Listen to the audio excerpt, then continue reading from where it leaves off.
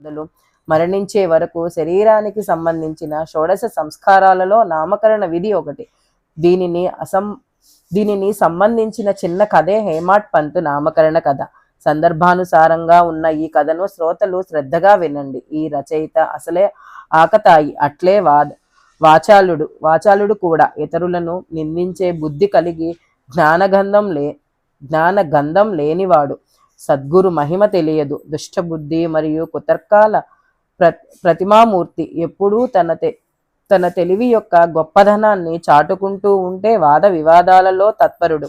అయినా కేవలం అదృష్టవశాత్తు ప్రబలమైన ప్రారబ్ధ కర్మకు కారణంగా సాయి యొక్క చరణ కమలాల దర్శనం అయింది. భక్త శ్రేష్ఠులైన కాకా సాహెబ్ దీక్షితు, నానాసాహెబ్ చందోర్కర్లతో రుణానుబంధం లేకపోతే నేను షిరిడీ వెళ్ళగలిగి ఉండేవాడినా?